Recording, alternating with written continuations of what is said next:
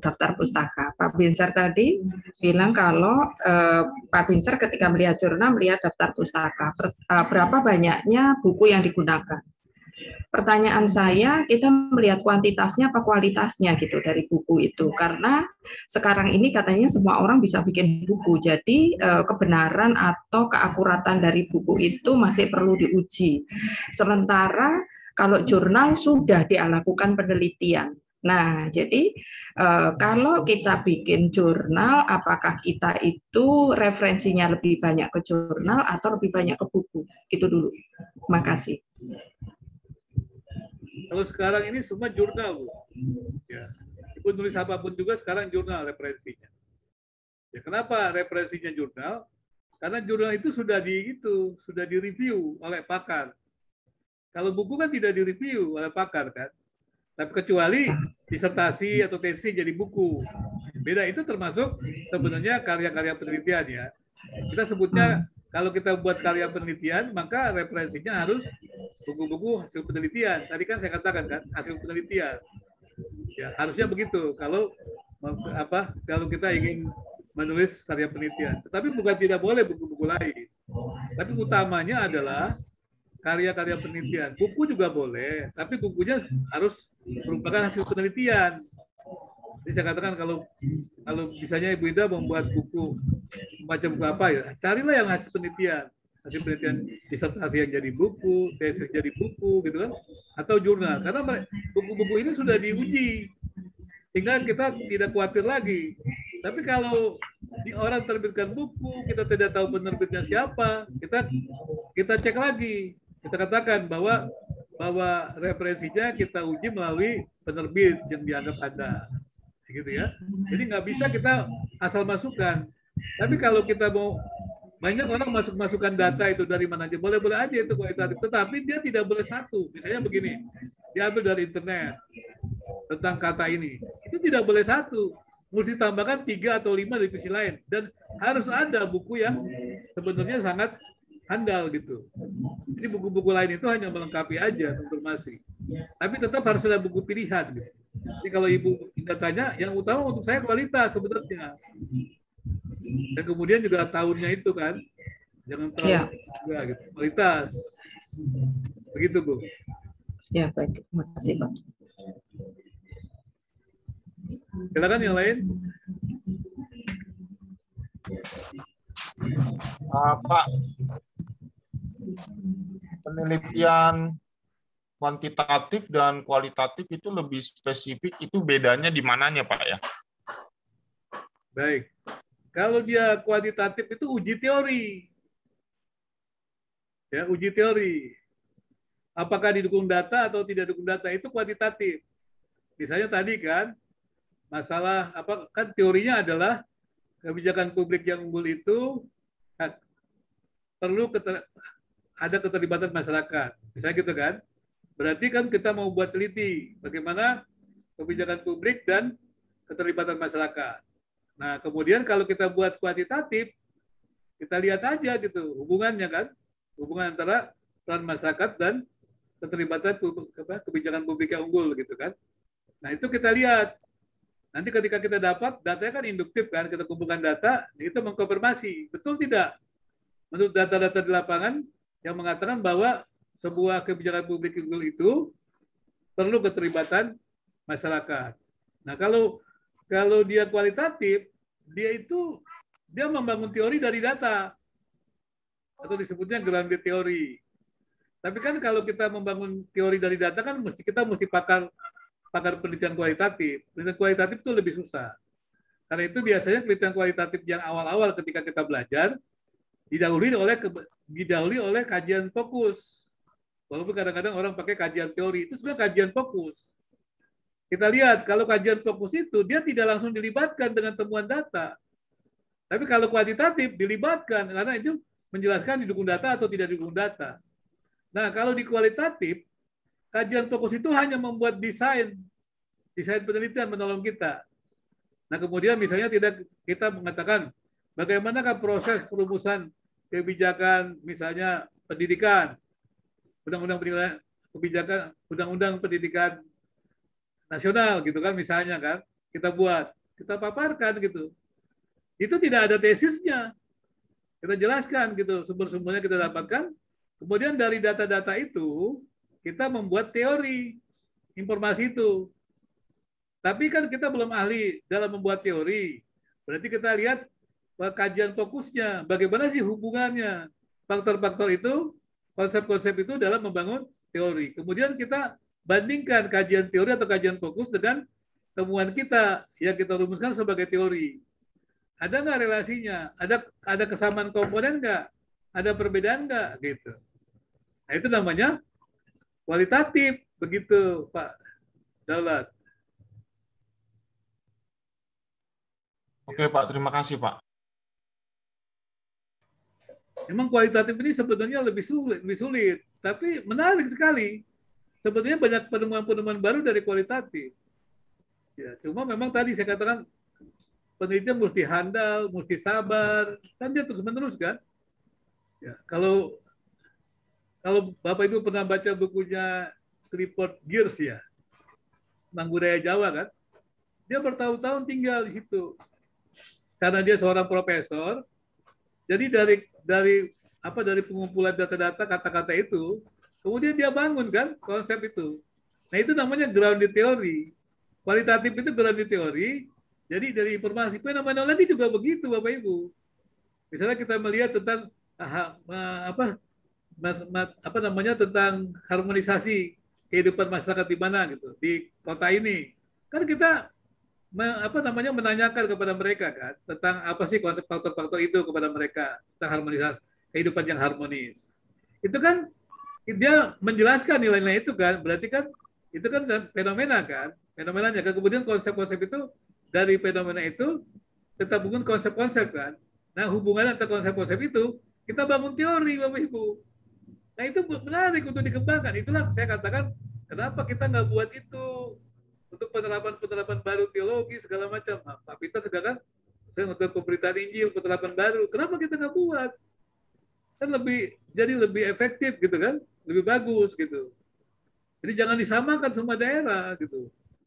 Jadi kalau datang ke suatu daerah itu diteliti dulu daerahnya, dikirim orang di sana yang cukup pakar, dilihat informasinya, oh pendekatannya begini. Berarti kalau ke sana seperti ini, kalau ke sana sini begini. Jangan semua dihabisi, semua sama. Masa tempat yang berbeda teorinya sama? Kan begitu. Seperti itu ya. Teman-teman gimana? Oh, Ibu. Silakan, ada lagi? Kita istilah kajian fokus ya, bukan kajian teori ya. Istilahnya kajian fokus ya. Ya, kajian fokus atau ya biasa kalau kualitatif biasanya disebut kajian fokus. Kajian teorinya itu fokus. Maksudnya menolong kita untuk fokus meneliti loh buat desain gitu loh, Pak. Misalnya Bapak buat baik. Lebih clear. Iya. Iya, jadi saya lebih bisa membedakan kalau di kuantitatif literatur itu untuk kajian teori, kalau di kualitatif itu kajian fokus untuk memfokuskan kita di dalam action-nya nanti ya. Ya. Kalau di kuantitatif kan kajian teorinya itu kan kemudian ada kerangka teori. Kerangka teori dia membuat desainnya tuh hubungan motivasi dengan ini, hubungan doktrin dengan ini gitu kan, hubungan. Tapi kalau kualitatif dia nggak begitu. Tadi kan saya katakan maksudnya menjelaskan kan. Jadi kita kumpulkan data gitu. Jadi maka itu kajian fokusnya itu tidak dilibatkan langsung dengan data karena dia induktif kan. Kalau kuantitatif kan deduktif kan. Teori itu dikonfirmasi. Jadi teori itu di kerangka teori jadi hipotesis. Jadi uji hipotesis. Gitu kan? Tapi kalau kualitatif tidak. Dia hanya kajian fokus yang menolong kita membuat desain. Gimana sih kita bisa meneliti tentang kehidupan harmonis dari masyarakat X? Faktor-faktor apa sih yang kita akan tanyakan kepada mereka gitu kan? Ya, misalnya seperti itu. Ada contoh nggak Pak?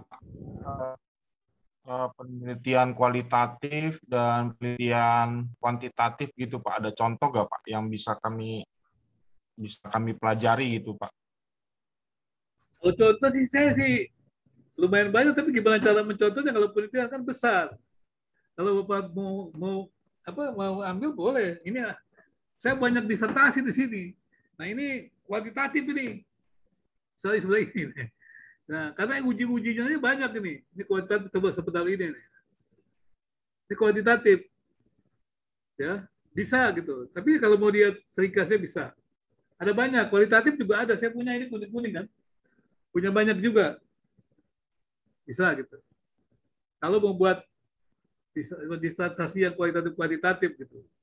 Karena dulu kami memang diberikan ya, kebetulan profesor saya itu baik gitu ya. Mungkin dia tahu kali saya bukan orang penelitian dari teologi, ya. Tulis atau mengadakan penelitian kuantitatif dan kualitatif karena metodenya dan cara-caranya itu Maaf tadi ada putus. kalau ada Kenapa diulangi Pak Daulay? ya sering kali di STT mengadakan penelitian kuantitatif dan kualitatifnya juga keliru gitu Pak dalam menulisnya, dalam mengadakan penelitiannya, karena mereka sendiri mahasiswa itu masih bingung dan kadang pengajarnya juga belum memahami seperti ini kan, membangun teori kalau kualitatif dari ground di teori, sedangkan kuantitatif uji teori. Lalu fokusnya untuk membuat desain teori. Kadang yang seperti itu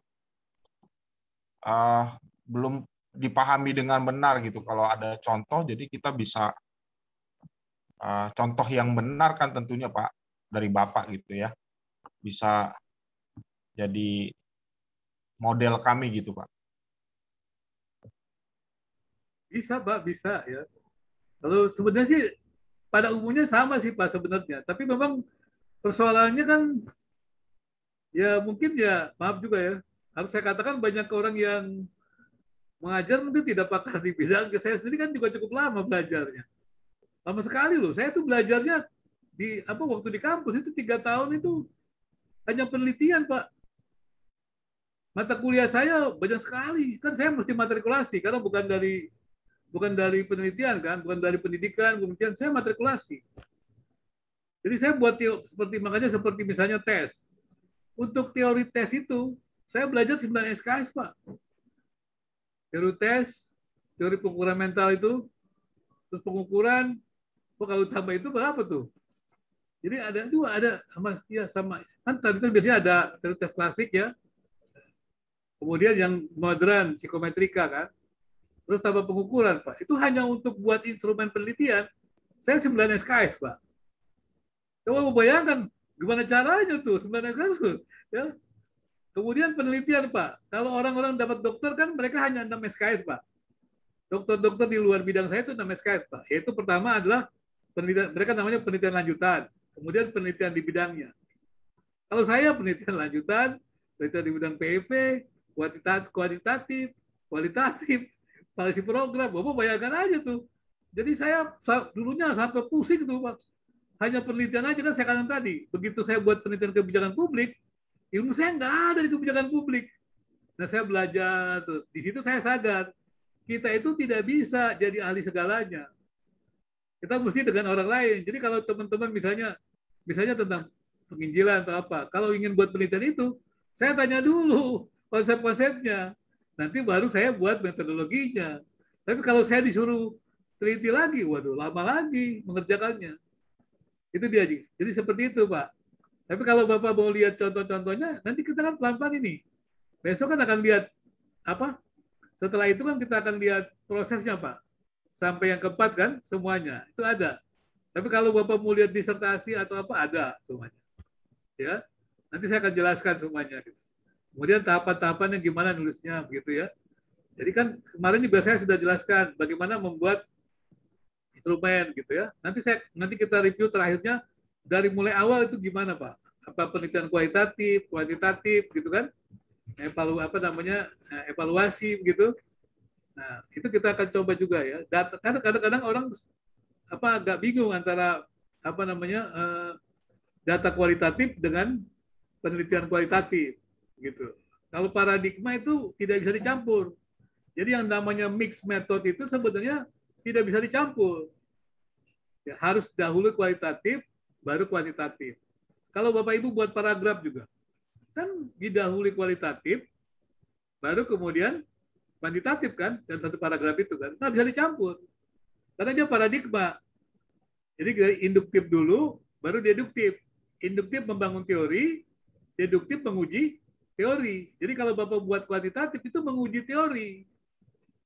Ya, makanya kebanyakan orang-orang di kuantitatif itu lebih kepada, karena mereka mungkin tidak paham itu, lebih pada ke statistik. Nah, saya lihat di teologi itu begitu. Mereka jadi belajar SPSS segala macam gitu kan. Ini kenapa jadi begini gitu. Kebetulan saya belajar semua. Saya belajar SPS itu 3 SKS. Ya. Saya belajar program yang lain lagi juga ada. Untuk program itu saya 6 SKS, Pak. EPIUS tahu Bapak ya? EPIUS itu program untuk multivariat, biasanya pakai multivariat. Itu saya 3 SKS, Pak. 6 SKS. Jadi kalau ngapalin program-program itu yang paling pintar sebenarnya orang statistik, Pak. Itu bukan penelitian sebenarnya. Nah, tapi saya nggak tahu bagaimana ke orang-orang di teologi mengatakan itu penelitian. Statistik itu apa namanya alat. Kalau kita kuantitatif, analisisnya pakai statistik gitu loh. Analisisnya, Pak. Kenapa pakai statistik? Karena kalau pakai manual susah. Misalnya datanya ada 1000, Pak. Coba Bapak hitung manual, susah kan? Kalau pakai statistik kan lebih cepat kan? Itu gunanya. Saya belajar manual juga, Pak. Belajar manual dan belajar program. Jadi tahu. Kadang-kadang kalau datanya sedikit, saya bilang, ngapain sih pakai statistik? Udah, buat aja, tunjukkan kepada saya hasilnya bagaimana. Pakai manual juga bisa gitu. Atau pakai Excel gitu kan? Bisa juga gitu ya. Jadi, tapi persoalannya adalah, memang kalau datanya banyak di kuantitatif, karena dia kan generalisasi, Pak. Misalnya datanya sampai, waduh, kalau Pak seperti misalnya Ibu Lena pernah bilang dia dimensinya aja 4, terus kemudian variabelnya 4, dimensinya 4, indikatornya 4 gitu kan. Berarti kalau dibuat data tuh kumpulkan berapa banyak gitu kan. Nah, kalau pakai manual susah kan? Tinggal pakai SPSS saja langsung klik begitu kan. Untuk variabel ini begitu kan. Nah, seperti itu. Jadi dia itu statistik namanya, Pak, bukan penelitian. Itu. Jadi analisisnya memang analisis statistik, tapi kemudian terjadi pergeseran. Yang mereka pikir yang namanya penelitian adalah tahu statistik. Nah, ini kesalahannya. Maka itu kebanyakan instrumen-instrumen itu jelek. Karena instrumen itu bagus hanya ketika mereka membuat pemahaman konsep yang bagus, teori yang bagus. Kalau tidak ya dia harus pakai namanya instrumen baku yang dibuat oleh pakar. Harusnya begitu. Saya selalu bilang, untuk apa sih sekolah teologi buat instrumen kalau bukan tidak pernah belajar instrumen? Nah, lebih baik pakai instrumen baku yang punya pakar. Saya beritahu, saya karena pernah waktu yang kemarin kan tes itu kan TWK kan saya pernah protes. Ini tes model apa gitu kan? Ya. Karena kebetulan saya tahu gitu, itu lucu gitu kan. Apalagi Pancasila dites, gimana caranya tes Pancasila? Saya bilang, Pancasila itu kan dia terbuka tafsirannya. Begitu saya beri arti Pancasila ini, itu kan sudah mengkerangkeng Pancasila. Wah, bahaya besar itu. Misalnya, yang tahu itu orang ahli tes, Pak. Ini buat saya promosikan. Ini kan dari saya tidak masuk ke politik kan, tapi saya hanya menjelaskan itu, wah, kesalahan fatal itu. Karena itu saya pernah diminta menyusun bagaimana mengukur mengenai karakter mahasiswa teologi. Saya bilang saya nggak mau. Nanti kalau saya buat alat ukurnya, mereka hitung, wah ini nggak lolos, nggak bisa. Tidak boleh begitu. Itu hanya untuk pembinaan, bukan untuk tidak lolos. Pembinaan. Kalau dia tidak lolos, misalnya di sekolah, tidak lolos kenapa? Berarti dia melanggar itu etika, nah baru tidak lolos. Ya, melanggar disiplin, etika itu tidak lolos. Bukan gara-gara dia tidak sesuai dengan konsep kita, nggak bisa itu. Seperti itu ya Pak Daud. Kita nanti coba akan lihat juga sampai yang nanti kita lihat yang kuantitatif dan kualitatif ya Pak ya. Iya, masalahnya kayak kuantitatif itu Pak. pakai SPSS karena datanya nggak valid, banyak yang nggak lolos, akhirnya divalid-validkan Pak, direkayasa, ya kan? Akhirnya ini teologi jadi bohong, jadi ngarang kan? Jadi gini Jadi Pak, banyak kayak begitu Pak. Jadi saya bilang saya orang yang paling kurang begitu suka dengan kuantitatif ya Pak ya, karena itu menurut saya kurang rohani. Ini pendapat saya aja. Karena seringkali ditemui begitu, penelitiannya nggak valid, datanya nggak ini, akhirnya divalid-validkan, direkayasa datanya. Ya begitu tuh Pak. ya, Maaf jadi curhat nih Pak. ya. Baik Pak, itu namanya analisis statistik Pak. Kan nanti kalau Bapak buat kuantitatif, setelah Bapak buat deskripsi data, Bapak kan buat analisis uji persyaratan, normalitas biasanya. Ya memang kalau orang tidak tahu penelitian dengan baik, kemudian dia buat instrumen penelitian, ya lucu memang, pasti nggak normal, bisa normal, bisa nggak normal. Nah nggak normal itu bisa dibuang datanya. Misalnya begini kan, misalnya Bapak membuat penelitian, mengukur tinggi badan guru. Menurut Bapak untuk apa tuh? Ada gunanya nggak penelitian itu? Itu datanya bisa normal dan tidak normal tuh. Kenapa? Karena tidak ada hubungan tinggi badan dengan pekerjaan guru. Betul ya? Jadi kalau dia terlalu kan lucu. Mana ngapain buat penelitian tinggi badan guru? Hubungannya apa pekerjaan guru dengan tinggi badan? Tapi kalau mengukur tinggi badan penunggang kuda. Berarti ya, coba dilakukan berarti kan waktu dia dari kecil belajar menunggang kuda kan pengaruh tinggi badannya kan dengan pekerjaannya. Saya pikir itu masih normal. Nggak perlu pakai uji normalitas juga normal. Tapi kalau yang guru itu bisa tidak normal, bisa normal. Aja data-data yang tidak sebarannya itu kan normalitas sebarannya kan tidak sebaran yang tidak pas begitu dibuang supaya jadi normal. Tapi kan itu latihan Pak. Mereka itu bukannya buat karya ini, hanya latihan statistiknya Pak. Itu bukan latihan penelitian sebenarnya. Tapi mereka anggap penelitian kan. Itu latihan uji statistik Pak. Kan setelah uji persyaratan berarti ada uji hipotesis kan. Kan nggak bisa diuji hipotesisnya kalau tidak lolos uji persyaratan. Gitu. Sebenarnya yang benar adalah instrumennya itu dari awal diperbaiki. Tapi kalau dia instrumennya diperbaiki kan berarti dia dari awal, Pak. Jadi kalau penelitian, Pak, kalau penelitian kuantitatif, kalau Bapak salah buat instrumen, maka penelitiannya mulai dari awal. Yang benar begitu. Tapi kan kalau seperti itu bisa gagal semua. Udahlah dibuang-buang gitu kan, supaya dia normal gitu. Supaya memenuhi persyaratan uji itunya. Bukan bohong sih gitu ya. Tapi itu salah. Gimana yang lain? Tapi itu kan hanya saya setuju Pak dengan Bapak itu. Jadi instrumen untuk penelitian kuantitatif itu lebih kepada bermain kata-kata Pak.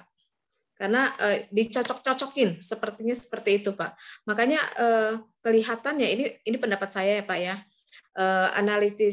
Analisis data-data kuantitatif yang dihitung pakai SPSS itu kesannya mungkin hanya berlaku untuk internal atau di lokus penelitian itu aja. Kalau saya sih ya mandangnya begitu, karena itu nggak bisa, ya betul digeneralisasi ya, tapi pada lokus itu saja. Atau misalnya kayak kemarin saya itu kan GBI ya, tapi saya mengambil GBI yang Jakarta saja gitu. Nah mungkin itu aja gitu loh Pak. Saya menangkapnya ya nggak bisa itu diberlakukan untuk penelitian pada umumnya gitu loh Pak. Nah yang kedua Pak, untuk penelitian kualitatif tadi kan kita kan seolah-olah mengolah kembali ya Pak ya, membangun teori dari grounded teori yang Bapak tadi katakan itu ya Pak ya. Nah setelah itu nanti terbangun teori yang mungkin taruhlah menurut si peneliti, apakah itu bisa diberlakukan umum gitu untuk peneliti selanjutnya gitu Pak? Makasih Pak. Ya, memang kalau kualitatif kan kalau dia bisa ditransfer, tetapi dengan persyaratan harus mengikuti langkah-langkah yang sama. Itu kualitatif. Kalau kuantitatif harusnya bisa digeneralisasi. Kalau kuantitatif tidak bisa digeneralisasi, berarti ada kesalahan instrumen. Ya, saya di situ ya. Tapi kalau dia kualitatif, ditransfer memang. Tapi kalau kita mengikuti langkah-langkah peneliti yang sama, akan dapat hasil yang sama.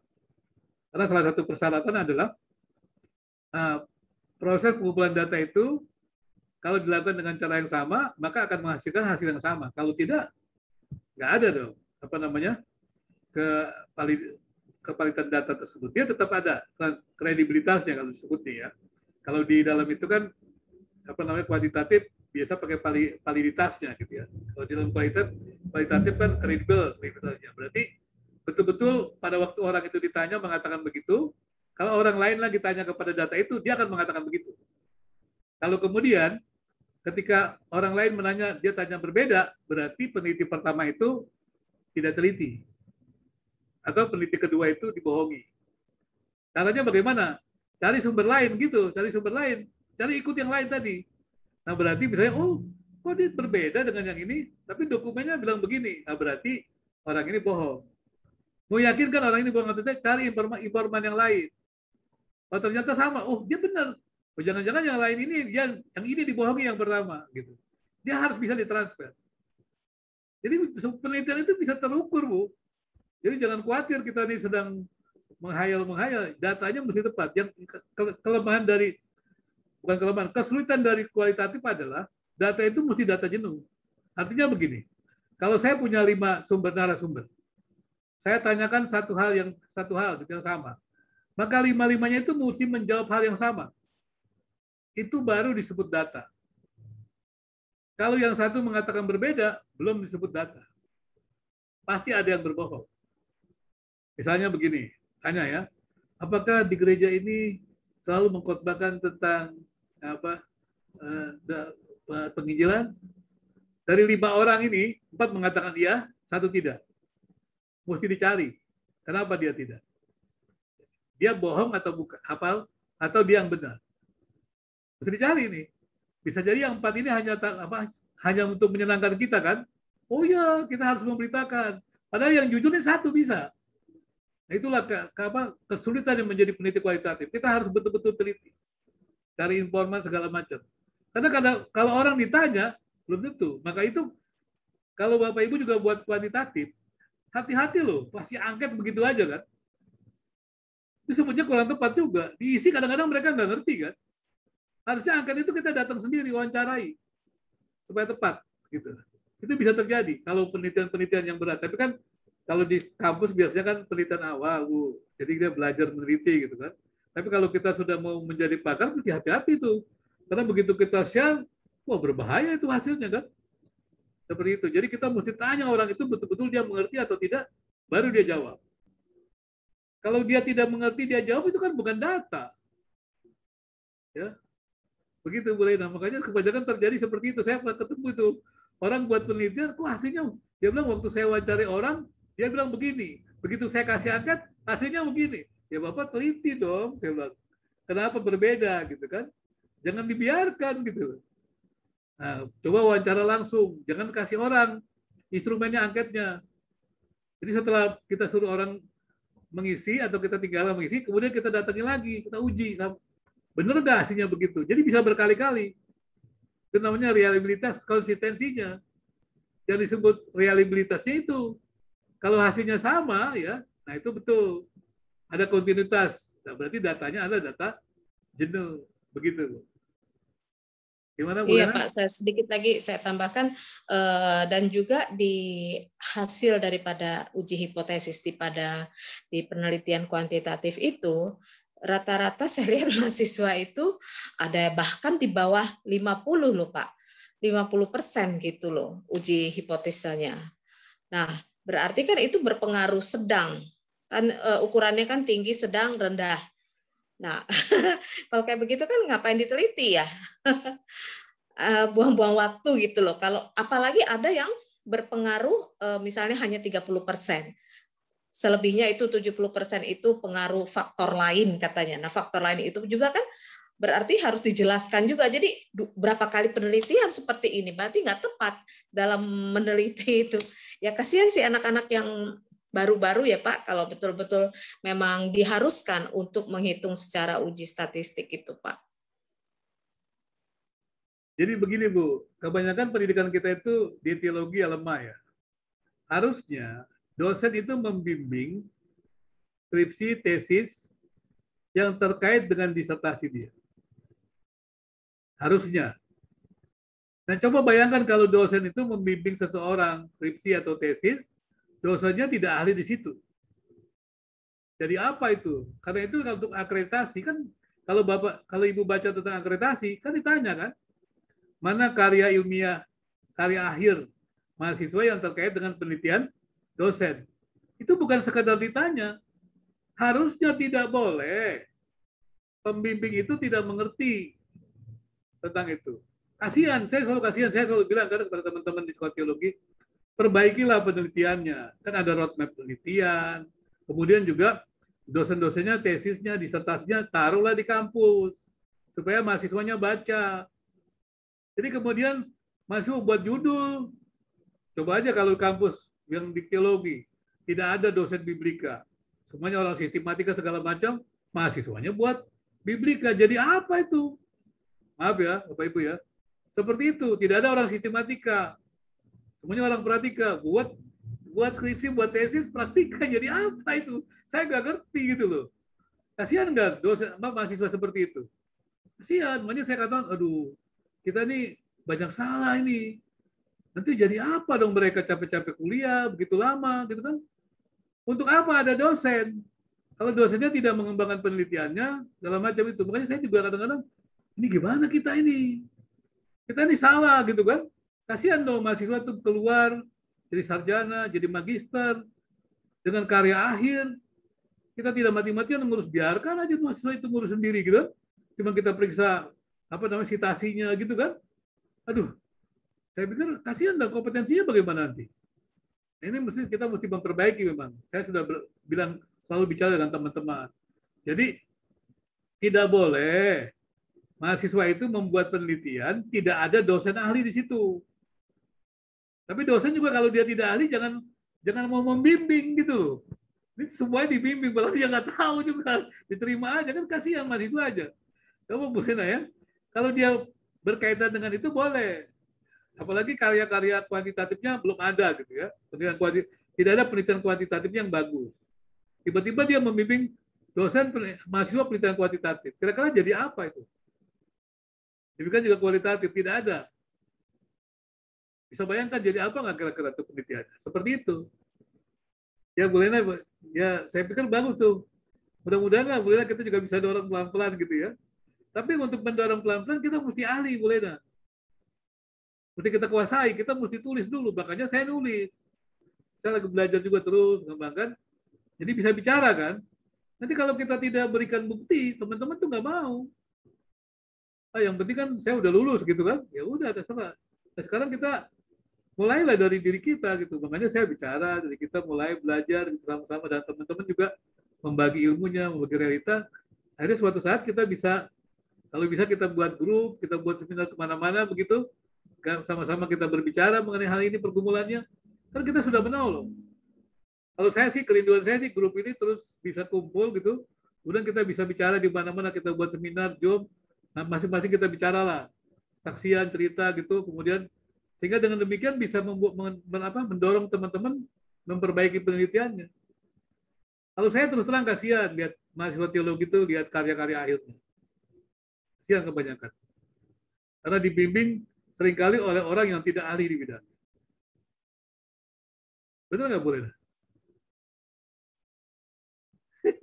Nah, maksudnya ada yang ahli, ada yang enggak kan? Maksudnya nggak semua kan, nggak semua mahasiswa tuh di bidang, maksudnya tidak selektif gitu loh. Waktu mereka pengajuan judul juga tidak dibimbing.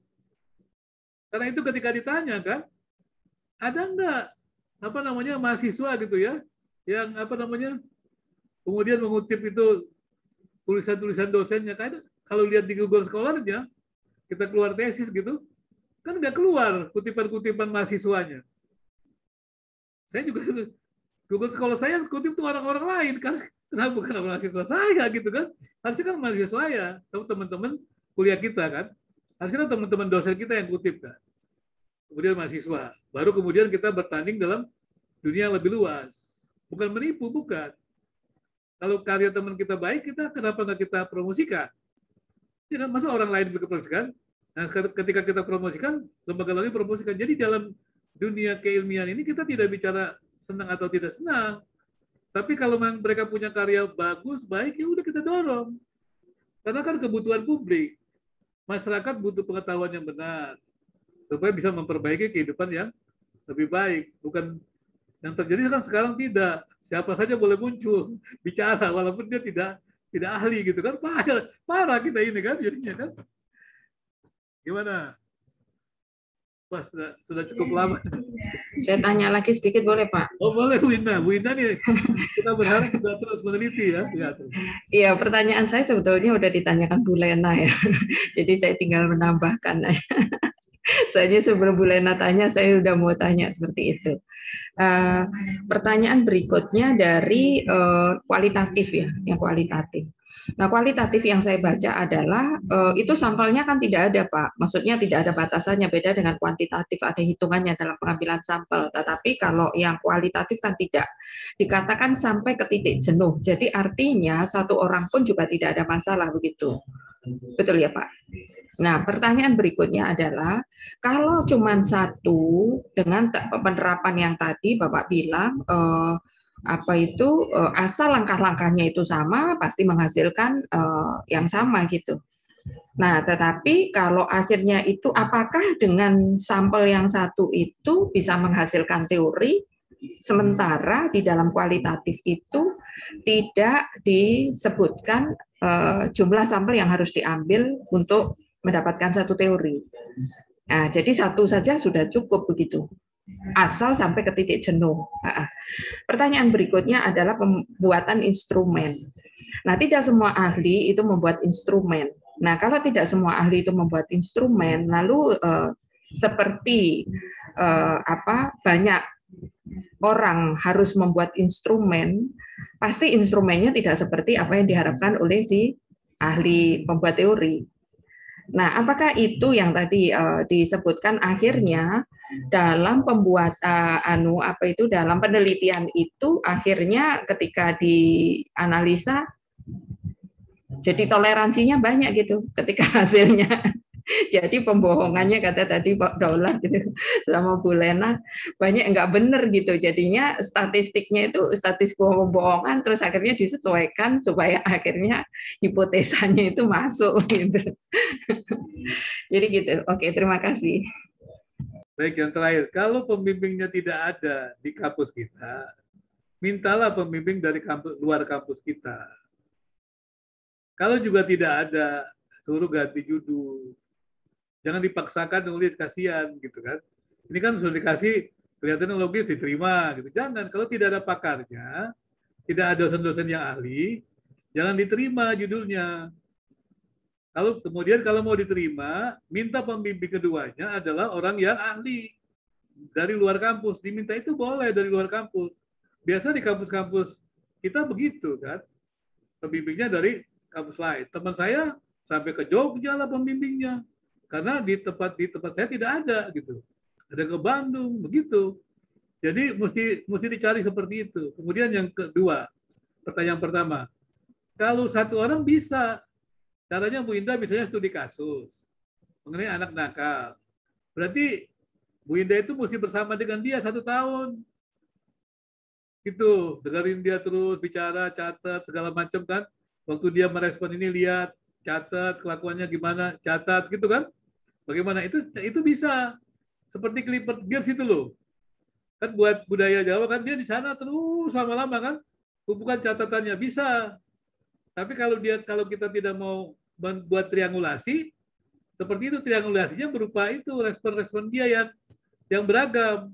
Nah kalau kita lihat kok dia biasanya responnya begini-begini, kali ini tidak. Berarti dia sekarang sedang bohongin kita. Kita cari tahu, jangan dicatat itu. Buat tanda tanya. Kita lagi buat perlakuan, responnya gimana? Oh, berbeda. Oh, berarti ini dia hanya manipulasi. Jangan dimasukkan datanya. Tereduksi begitu, Bu. Walaupun hanya 1 orang. Ya. Jadi bisa memang. Tapi kan kita harus bersama dengan dia gitu loh. 1 orang juga bukan berarti kita ketemu satu orang, kita nggak peduli dengan data dia, tidak. Kalau dia bicara, kita untuk tahu bahwa dia bicara benar, kita harus terus tanya dia, gali terus.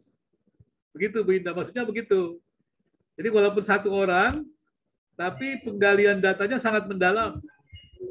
Jadi bisa jadi kalau ada orang yang buat tulisan mengenai orang di penjara, dia sering ke penjara tiap hari tuh. Sama-sama dia terus, misalnya kan, atau di mana gitu. Dia dampingi terus berhari-hari. Ya kalau sudah seperti itu tuh, kita dalam teori seperti itu mesti butuh waktu lama. Karena kita mesti tahu pasti dia ngomong benar atau enggak pada waktu itu. Nah kita itu tesiskan dengan perbuatan-perbuatan yang lain. Kalau ternyata tidak cocok dengan yang lain, kita reduksi. Berarti dia manipulasi di situ. Itulah cara mengumpulkan datanya begitu. Ada reduksi-reduksi, Bu Indah. Bukan setiap omongan dia kita terima. Karena satu orang kan. Jadi kita bandingkan dengan pandangan omongan dia yang lain-lain lagi. Sikap dia yang lain-lain lagi. Nah sampai akhirnya kita ketemu, oh dia ini begini gitu loh. Nah, itu namanya data jenuh, Bu Indah. Makasih, Pak. Gitu, menarik sebenarnya loh kalau bisa begitu, apalagi orang-orang konseling di psikologi bisa ditemani terus itu, udah tuh ditemani gitu kan. Nah itu menarik tuh untuk buat penelitian kualitatif ya. Lihat reaksi apa orang yang tiba-tiba agresif, marah itu bagus tuh. Itu yang studi kasus ya, itu bisa menolong itu. Ya. Tapi ya sabaran, mesti kesabaran itu. Ya, baik, Bapak Ibu. Ya, makasih Pak. Ya. Pak, satu lagi Pak. Oh ya boleh. Sekarang kan masa yang tidak bisa meneliti on-site.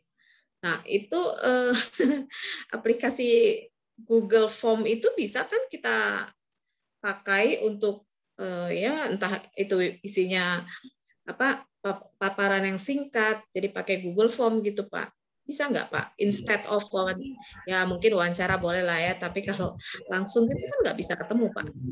Ya benar, tadi saya juga mau tanya itu, saya lupa Google Form.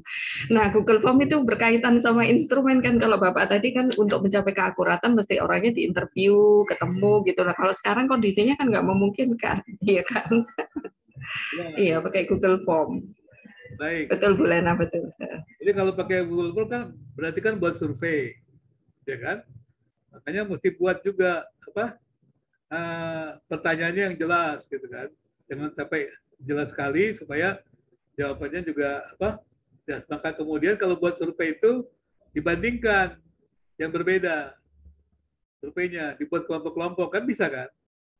Survei itu diarahkan, jangan semua data kan ada strata gitu kan, beda atau klaster-klaster gitu kan. Kalau sama klaster berbeda, isinya sama, perlu curiga tuh, buat lagi yang lain gitu kan. Tapi kalau penelitian-penelitian yang ada sekarang kan, maaf ya, kadang-kadang cara belajar gitu kan, lihat kondisi gitu kan. Harusnya memang yang betul itu. Kemudian kalau mau lebih jauh lagi, kalau kita ragu-ragu, buat itu pakai email. Kita bertanya kan, kita jawab pakai email gitu. Bisa pakai email. Jadi jangan hanya terbatas. Kalau kita mau dapat data yang kuat begitu. Jadi jangan hanya satu cara gitu. Bisa model-model instrumen lain gitu bisanya. Tapi kalau survei biasa itu kan biasanya nggak terlalu susah karena bisa begini. Kan kita mau buat survei tentang pilihan gitu kan. Itu pun juga mesti hati-hati memang pilihan misalnya pilihan komunitas masyarakat terhadap presiden gitu misalnya. Itu kan survei biasa gitu kan. Tapi kan kita juga mesti hati-hati. Sampelnya itu kita mesti sebar di mana gitu. Nanti kita lihat kalau sampai sama ya berarti ada yang nggak serius gitu. Misalnya kita cari ini kelompok yang pendukung ini, kelompok A, ini kelompok B. Tiba-tiba ketika dapat datanya masa terbalik gitu. Ini ada apa begitu. Itu mesti dikonfirmasi lagi. Bisa pakai telepon juga kalau ada sumber-sumbernya gitu. Kita uji begitu. Jadi ada banyak cara. Kalau yang penelitian-penelitian itu sih dia harus uji itu. Kita kirim orang diuji lagi gitu ya. Sehingga tidak sampai salah gitu. Tapi kalau menggunakan penelitian-penelitian ya sederhana boleh lah ya.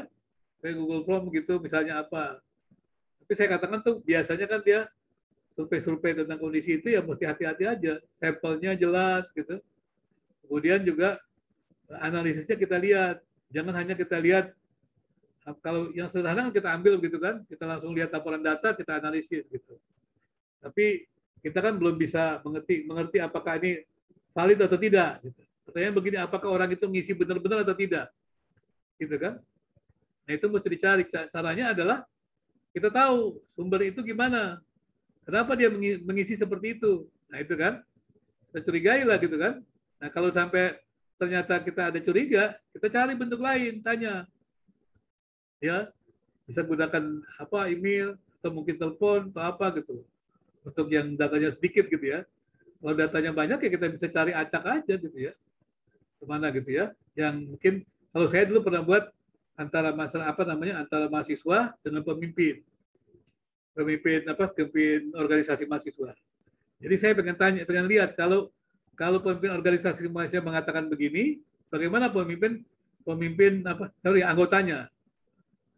Terus saya tanya juga, kalau di pemimpin saya pakai isian, mungkin pertanyaan yang sifatnya kata-kata. Kalau yang di bawah saya pakai survei. Ada koherensi nggak? Gitu. Kalau nggak ada koherensi berarti ada sesuatu kan? Kalau sama boleh gitu. Jadi caranya begitu, mengumpulkan data. Yang paling aman itu tadi, yang paling baik ya tadi. Kita pasti tahu bahwa orang itu memang mengerti dan jawabnya begitu gitu. Nah itu kadang-kadang penelitian yang memang membutuhkan keakuratan ya. Jadi kalau penelitian lapangan kan biasanya penelitian yang sementara kita belajar adalah prosedurnya yang diminta, Bapak Ibu. Kalau bisa prosedurnya kan, berarti kita udah bisa kan. Harapan kita bisa meneliti lebih baik. Kira-kira begitu Bu Indah. Bu Lena juga. Gimana? Kita udah. Terima kasih Pak. Ya. Cukup ya. Jelas. Nanti ada yang punya lain. Terima kasih Pak Binsar. Baik. Terima kasih untuk semuanya. Ya, kita akan menutup acara kita. Saya minta Pak Peter lah yang berdoa tadi udah Pak Daulat gitu. Terima kasih Pak. Baik, mari kita berdoa. Tuhan Allah Bapa kami di surga, Tuhan mempercayakan Indonesia, kota dan daerah kami untuk kami layani. Kiranya Tuhan menolong kami untuk makin berkembang di dalam pemikiran, riset, dan kiranya melalui acara yang dipimpin Pak Binsar kami terus berpikir bagaimana membaca buku, meneliti, dan suatu saat bisa melayani lebih tepat lagi kepada orang-orang sekitar kami yang Tuhan percayakan ini. Kami memuji Tuhan untuk kesempatan untuk saling belajar di dalam komunitas ini. Kiranya Tuhan yang terus menaungi dengan anugerah-Mu. Dalam nama Tuhan Yesus kami berdoa. Amin. Amin. Terima kasih Pak Binsar, Bu Lena, Pak Peter, Pak Daulat, Pak Binsar, Bu Indah. Mari. Saya tutup ya. Terima kasih. Ya. Ya Pak.